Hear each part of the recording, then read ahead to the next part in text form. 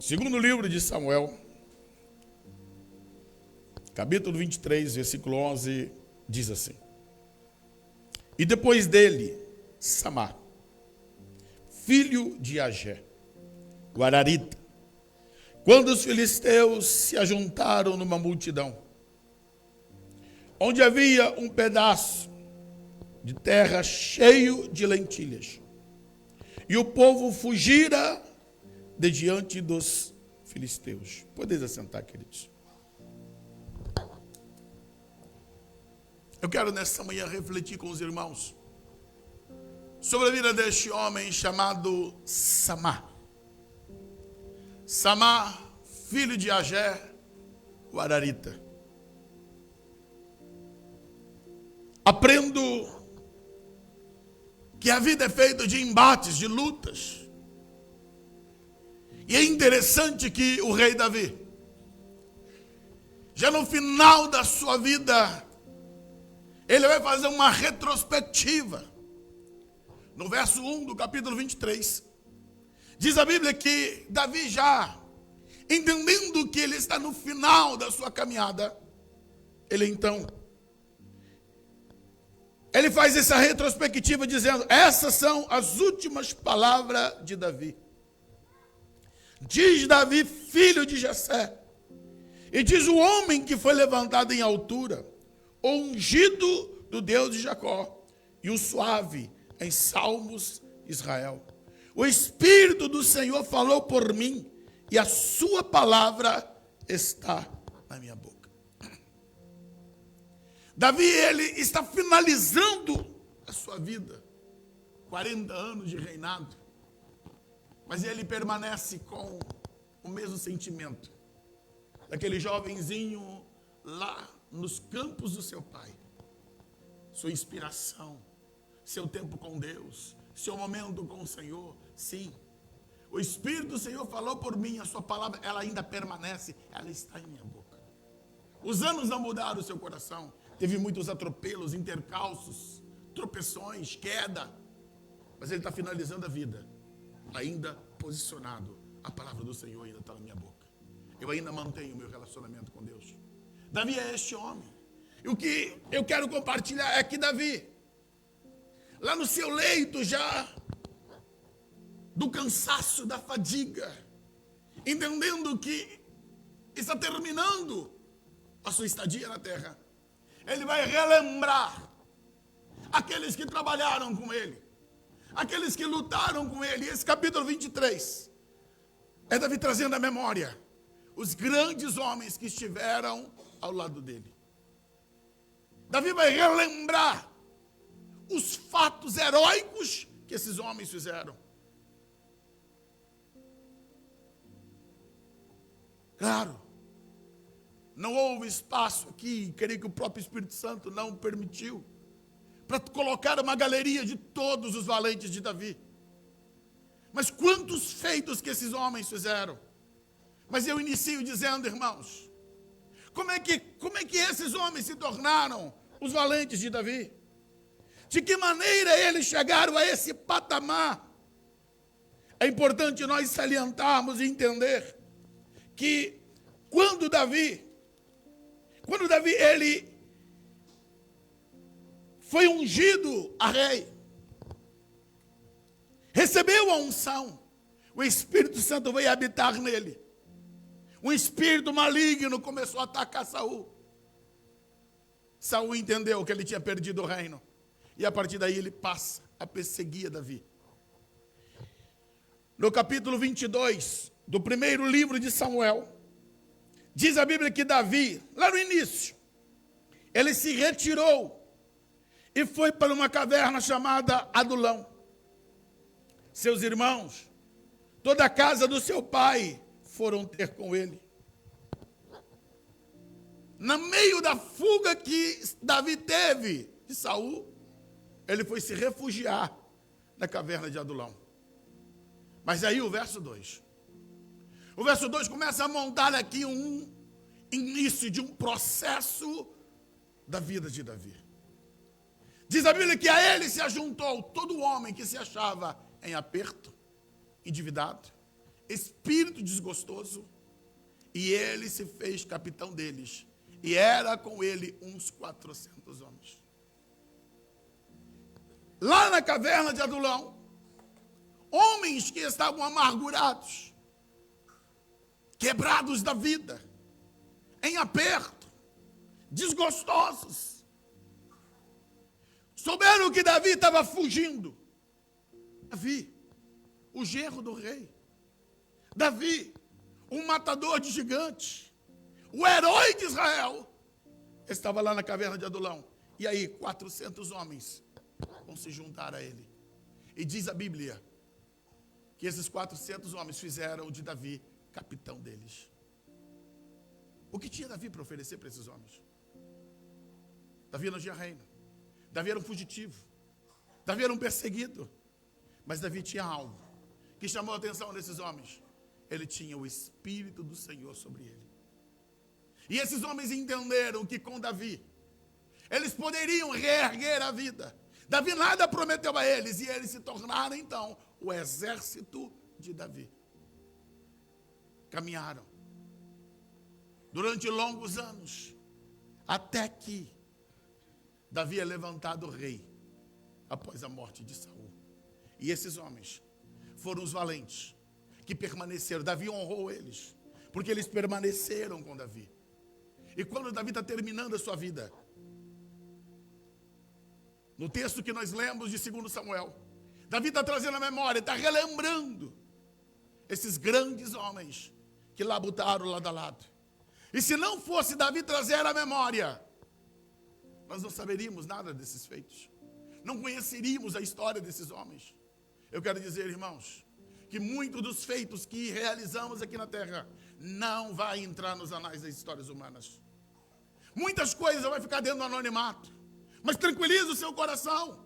O mais importante é que Deus vê o que você faz. O mais importante é que a tua história está sendo construída nos céus. Há um galardão que Deus vai trazer a cada um daqueles que labutam pelo Senhor. Nada fica esquecido. Nada cai no esquecimento. Deus vai honrar. O próprio Jesus disse que até um copo de água fria que é dado a um dos seus servos vai ter o seu galardão. Sim, vai chegar o momento que seremos galardoados pelo Senhor. E é nessa expectativa, queridos, que você tem que estar focado na tua vida. Mesmo que não haja um reconhecimento humano, saiba, Deus está anotando, escrevendo tudo nos céus. E chegará o dia em que pela qual seremos galardoados. O dia em que pela qual passaremos pelo tribunal de Cristo. E diz a palavra que aqueles que trabalharam com ouro, com prata, com pedras preciosas, sim, esses receberão galardão da parte do Senhor. Davi relembra então Samar. Um fato, claro. Ele deve ter tido tantos outros, mas tem um fato da vida de Samar, que lá está Davi relembrando, trazendo a memória e diz, que homem. Bota lá o verso 11. E Davi, ele relembra e diz, olha, Samar, o filho de Agé, quando os filisteus se ajuntaram numa multidão, onde havia um pedaço de terra cheio de lentilhas, o povo fugira diante dos filisteus. Muda a tradução para mim. Não, deixa no 11. É importante, irmãos, nós compreendermos que Davi, quando vai relatar, ele está tentando relembrar os grandes feitos. Ok. Os grandes feitos desses homens. E Samar, quando ele viu os filisteus reuniram-se na cidade de Leí. É interessante que quando eu estava lendo esse texto, ontem à noite, após o culto ali atrás, e me lembrei-me da cidade de Leí. Foi exatamente lá, onde os filisteus, anos atrás, fizeram festa pensando que iam prender Sansão. Sansão veio amarrado para eles. E diz a Bíblia que Sansão, ele quebra aquelas cordas, pega uma queixada de jumento e mata diversos filisteus. E aquilo que era a vitória dos filisteus se transforma numa grande derrota. Parece que Deus montou um palco em Leí para humilhar os filisteus. Anos mais tarde, lá estão eles agora, reunidos novamente na cidade de Leí. Os filisteus, como muitos inimigos de Israel, eles pilhavam. O que é isso, pastor? Eles esperavam o tempo de plantio. É todo o trabalho, Zé da Roça. Vai lá, planta, cultiva. Quando chega no tempo da colheita, o que os filisteus faziam? Vinham e roubavam toda a colheita. O ano inteiro perdido, tudo aquilo que se plantou, era carregado e levado embora. Os filisteus costumavam fazer isso. E nesse dia, lá vem eles, para mais uma vez pilhar Israel, roubar Israel. Só que, na cidade de Leí, tinha um terreno que era um campo de lentilhas. Eu pedi para trocar, porque lá fala que na versão anterior, ela diz que o povo fugiu e que a corrigida é fiel. Mas aqui em James, e também numa outra versão que eu estava olhando ontem, ela apresenta que esse povo não era só o povo ali. Não, deixa aqui, James. Está dizendo que quem fugiu não foi só o povo, foi o exército de Israel, as tropas de Israel fugiram quando viram os filisteus chegando. Soldados, aqueles que deveriam pelejar, guerrear, esses foram embora. Deixa eu dizer uma coisa, irmãos, e aqui eu começo o que eu quero vos pregar hoje. O inimigo já estava acostumado a pilhar e a roubar. Ele estava acostumado a levar as coisas embora. Porém, deixa eu 11. E então, o que ocorre? Mais uma vez eles chegam ali para fazer esse atropelo de roubar. Infelizmente, não é diferente do desenho hoje que nós temos no mundo espiritual. Satanás, ele é similar àquilo que João 10 diz. Jesus, ele disse lá em João 10, o ladrão, ele veio para roubar, matar e destruir. E é essa a função que Satanás tem feito: roubar, matar e destruir. Ele é um saqueador. E quantas vidas que estão se encaixando exatamente dentro disso? O inimigo tem feito de maneira avassaladora com nações, cidades, famílias, igrejas. Ele vem, ele pilha, ele rouba tudo. Ele sai roubando a alegria, roubando as finanças, roubando os lares, destruindo, esfacelando. E quantos que continuam fugindo? Deixa acontecer, deixa fazer. E assim tem sido a história da humanidade. Pessoas que estão destruindo e sendo destruídas sem ter nenhuma reação. Assim o inimigo estava acostumado a fazer com Israel. E é interessante que as tropas, quando viram os filisteus, eles fugiram. Não vale a pena ficar. Não vale a pena lutar. É só um campo de lentilha. Porém, Samar disse: não, hoje não. Hoje não. Eu vou enfrentá-los. Eu não vou embora. Imagine as pessoas dizendo: Samar, vamos, vamos. E ele diz: não, eu vou ficar. Talvez alguém poderia dizer: Samar, não vale a pena. Depois você planta outro campo. Você vai arriscar a sua vida apenas por um campo de lentilha. E ele decidiu: eu vou ficar. Eu vou lutar. Esse campo é meu. Esse campo é nosso. Esse campo pertence ao Senhor. Mas é só lentilhas. Não importa. Se é nosso, o inimigo não pega. Se é nosso, o inimigo não leva. Se é nosso, ele não vai carregar mais. Chega. A atitude dele, o comportamento dele, leva alguns a agirem de maneira crítica com ele, que ele poderia ter ido embora. Mas diz a Bíblia que ele prefere não fugir. Ele prefere continuar. Ele prefere permanecer. E diz o verso 12. Samar ficou no meio da plantação. Se postulou ali. Que loucura. Um exército vindo e o homem diz, eu não saio. Parece até cena de filme, né? Mas ele está ali para enfrentar um exército inteiro. Mas confiante no Deus de Israel. Diz a Bíblia que ele defendeu-a. Ele defendeu a plantação. Ele massacrou os filisteus. E Yahvé, o Deus de Israel, concedeu uma grande vitória. O improvável aconteceu. O impossível aconteceu naquele dia. Os inimigos já tinham certeza. Vamos carregar a colheita inteira. Mas eles não contavam com Samar. Eles não contavam com um homem que resolveu se postular e dizer, daqui vocês não levam nada. Deus dos altos céus, amados, encheu este homem, revestiu esse homem do poder do Senhor. A Bíblia não define como foi, só diz que ele defendeu. E diz que ele massacrou os filisteus.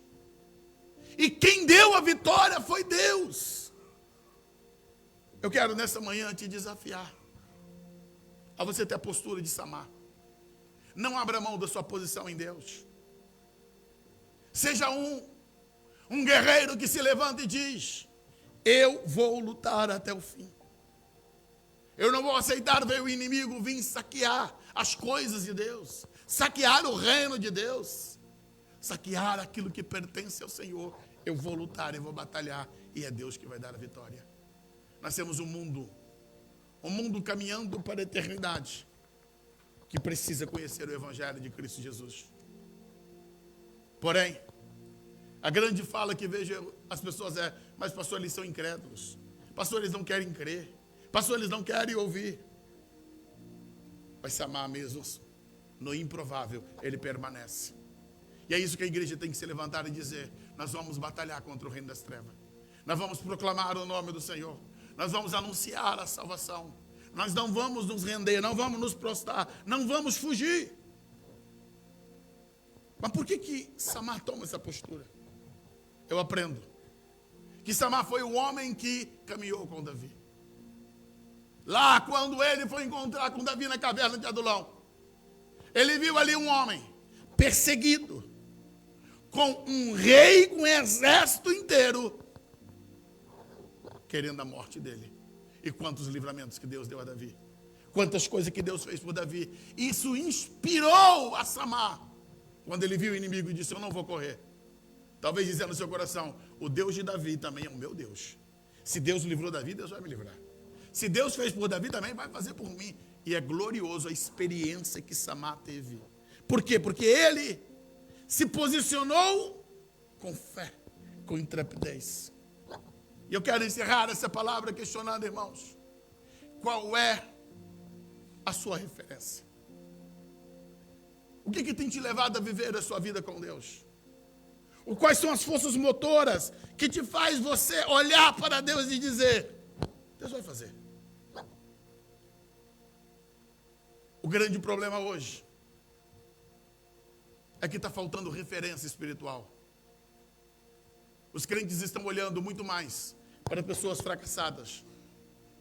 Os crentes estão olhando para pessoas que não têm referência de Deus.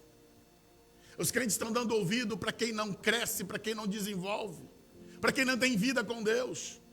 Pessoas medíocres, que não estão desenvolvendo e não te ajudam a desenvolver. Samar, ele usou como referência Davi, o homem segundo o coração de Deus.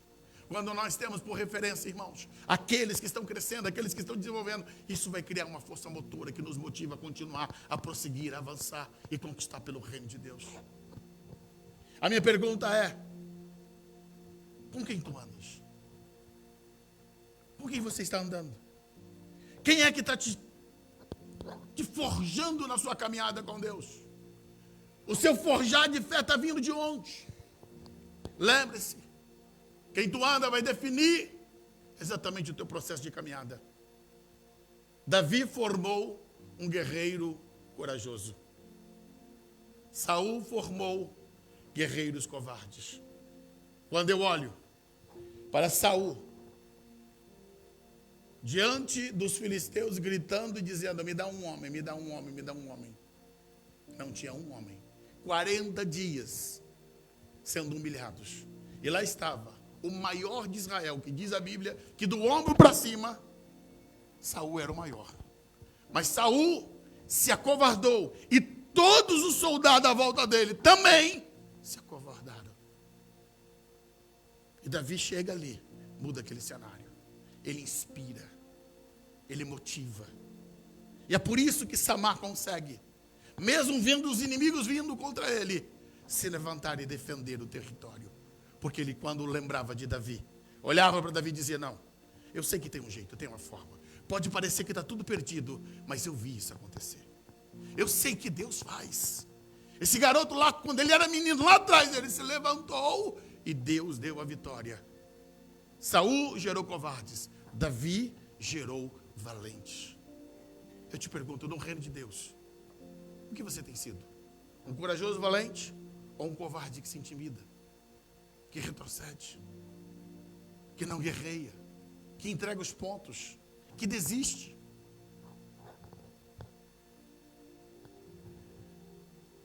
Quando a Bíblia diz, voltamos para o verso 11, que aquelas tropas fugiram, eles fugiram porque eles tiveram medo. O medo nos afugenta. O medo não nos permite lutar. Agora, a fé nos faz caminhar, nos faz avançar, nos faz prosseguir, nos faz ir avante, irmãos.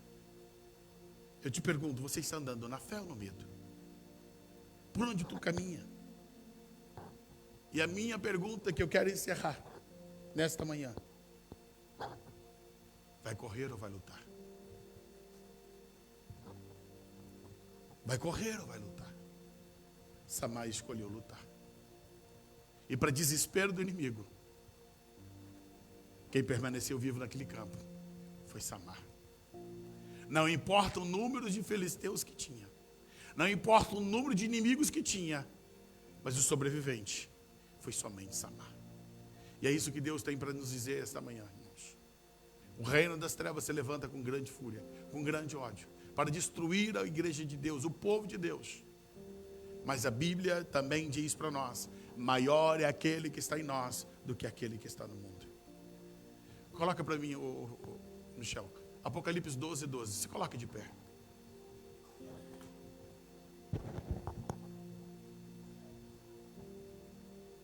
E eu termino dizendo, irmãos,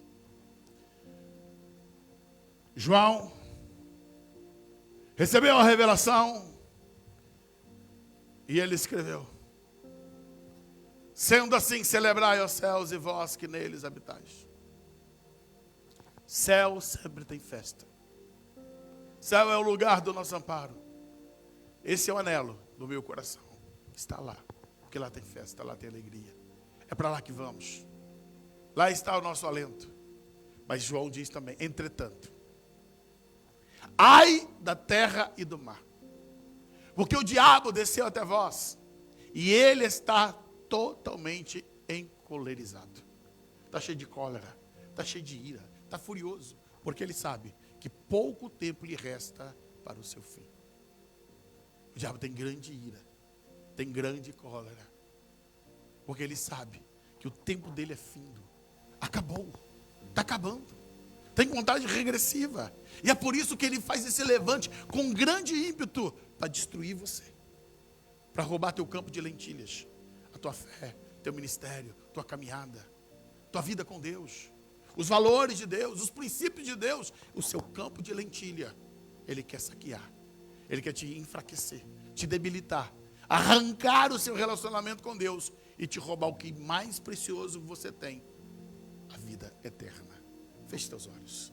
Senhor Deus e Pai, eu quero orar pela tua igreja, orar pelo teu povo, pelos irmãos, Senhor, que aqui estão, e aqueles, ó Deus, que não puderam, por alguma razão, Senhor, de trabalho, não estar aqui nesta manhã. Deus, levanta Samás no nosso meio, Deus. Levanta guerreiros que batalhem, que sejam dispostos a lutar pelo teu reino, que não se entrega, que não se rende, que não foge à luta, mas que batalha, Senhor, pela fé que uma vez foi entregue aos santos.